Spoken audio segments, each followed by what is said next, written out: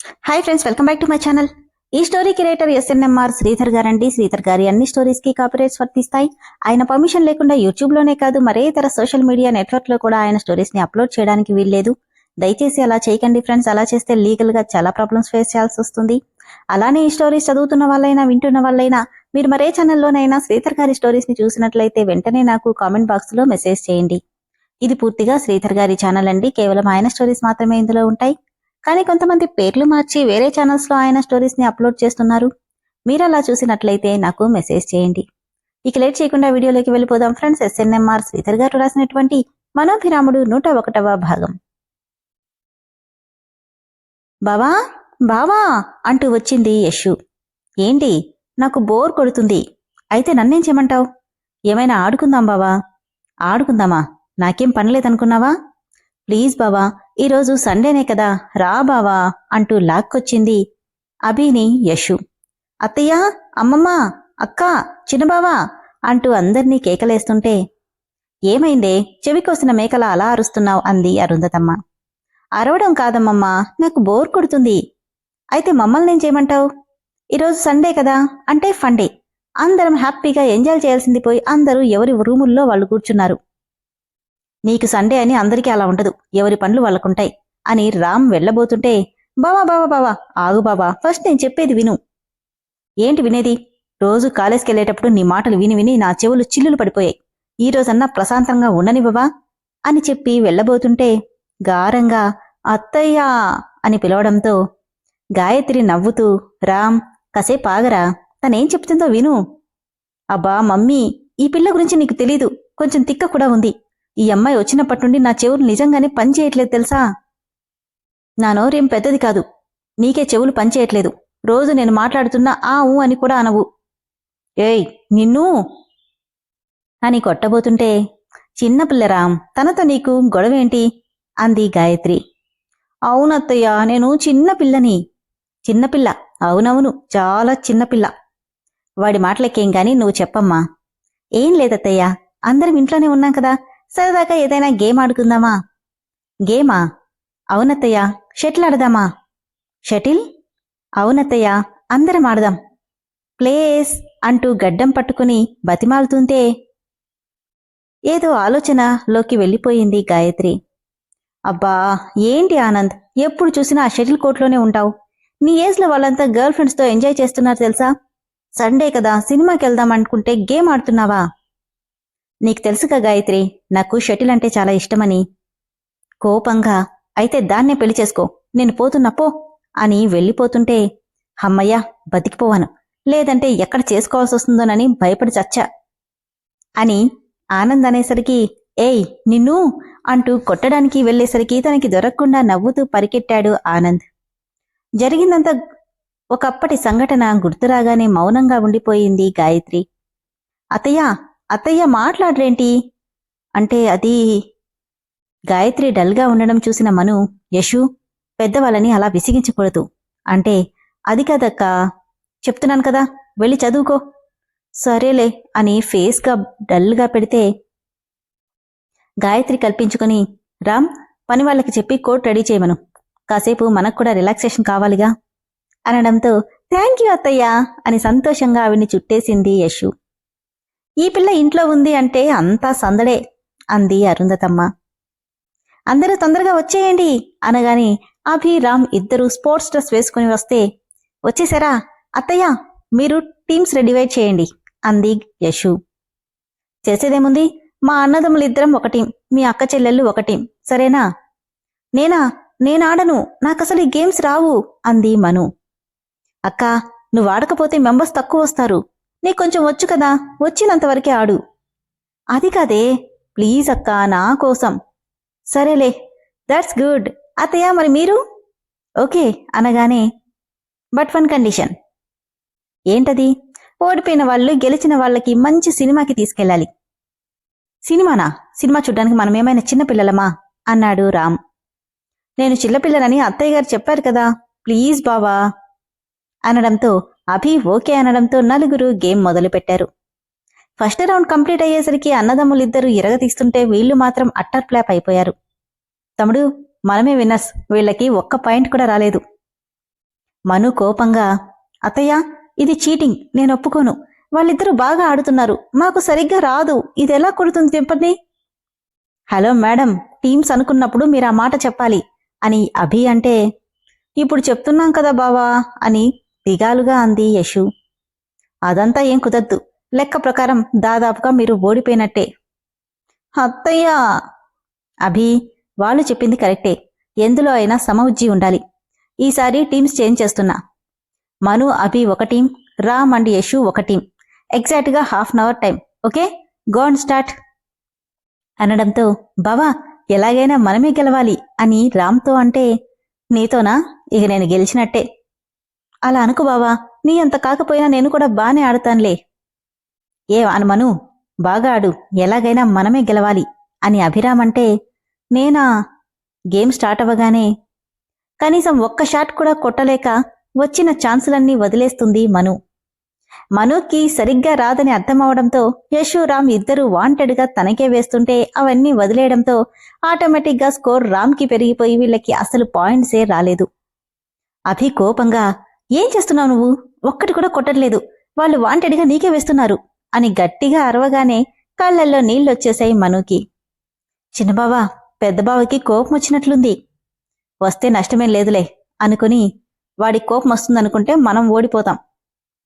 Wow బావా, నువ్వు మనం అన్నావా? అంటే నన్ను కూడా నీలో కలిపేసుకుంటావా?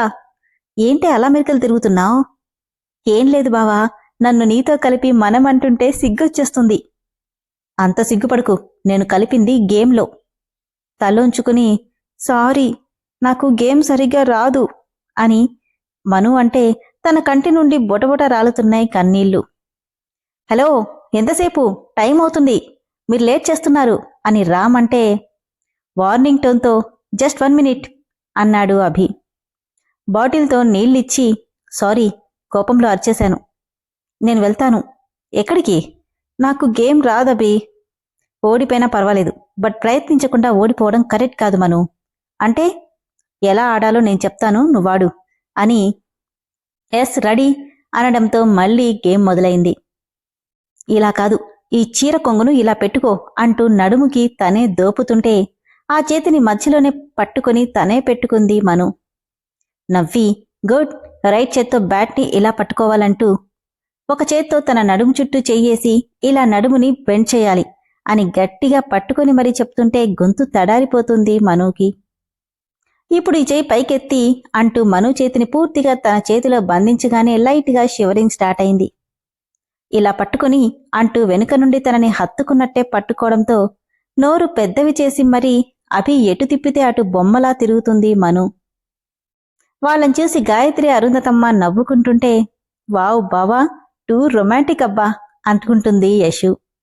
ఇదంతా చూస్తున్న రామ్ అప్పుడే కోపంగా షాట్ కొట్టగానే, ఎనర్జీ మొత్తం యూజ్ చేసి ఇలా కొట్టాలి అంటూ తన వెయిట్ మొత్తం ఒక్కసారిగా లాగిపెట్టి మనుతోనే కొట్టించడంతో అది డైరెక్ట్గా రామ్ ఫేస్ ని టచ్ చేసింది.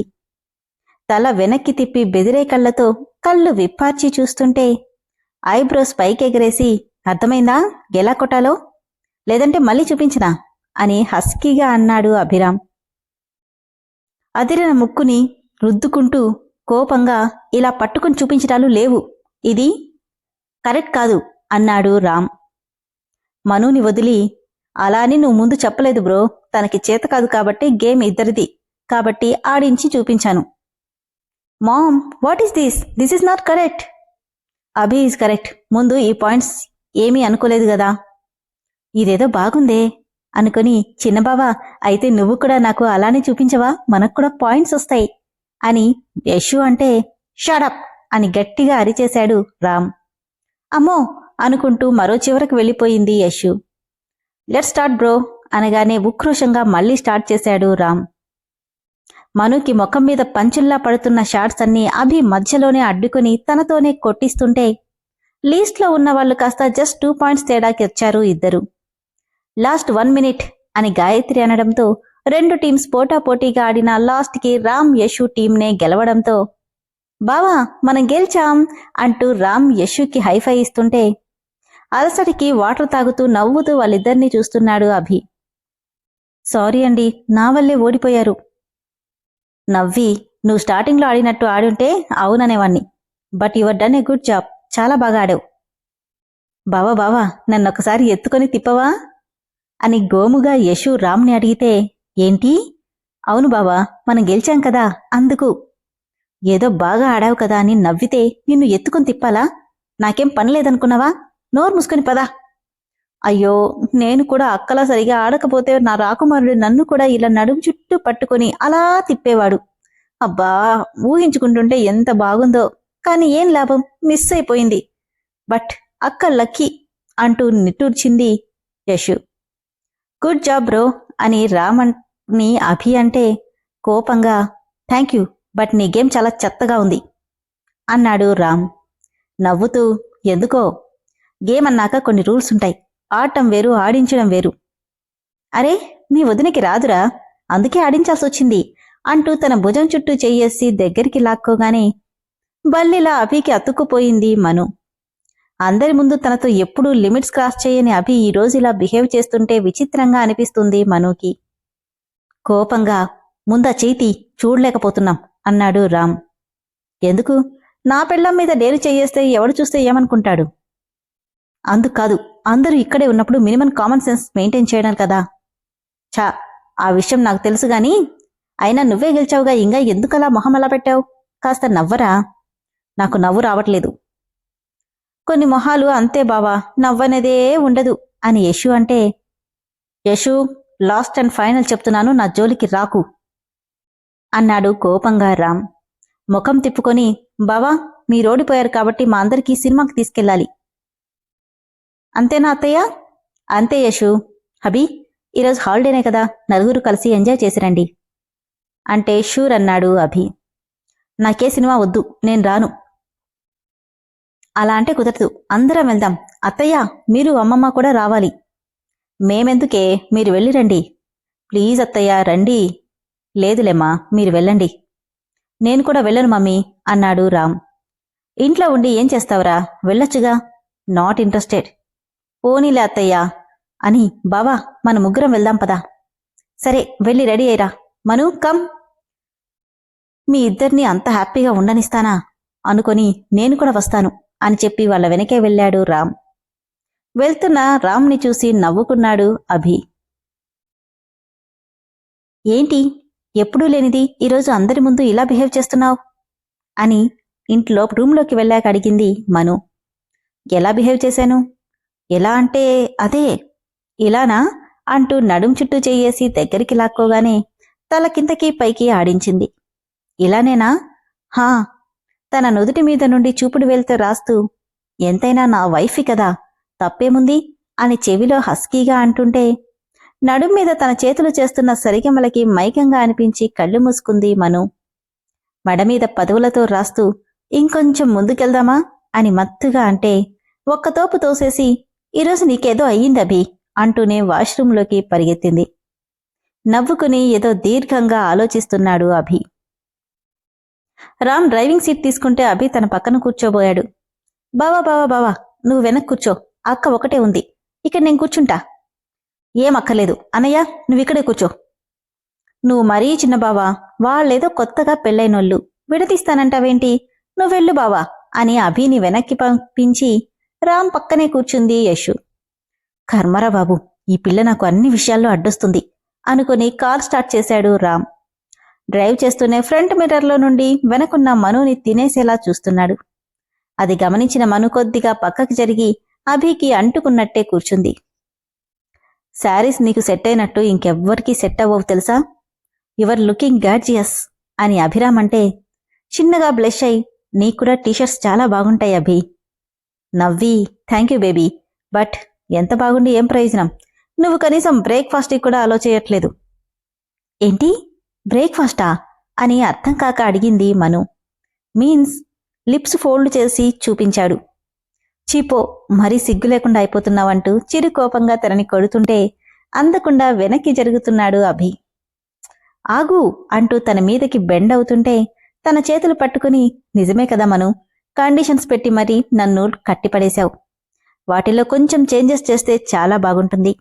ఒక్కసారి ఆలోచించు ప్లీజ్ అంటూ తన చిన్ని గెడ్డెం పట్టుకుని ముద్దు పెట్టుకున్నంత దగ్గరగా తీసుకొచ్చి ప్లీజ్ మను అంటే వాళ్ళని మిర్రర్లో చూస్తున్న వాళ్ళ మాటలు వింటున్న రామ్కి కళ్ళల్లో నిప్పులు కనిపిస్తున్నాయి.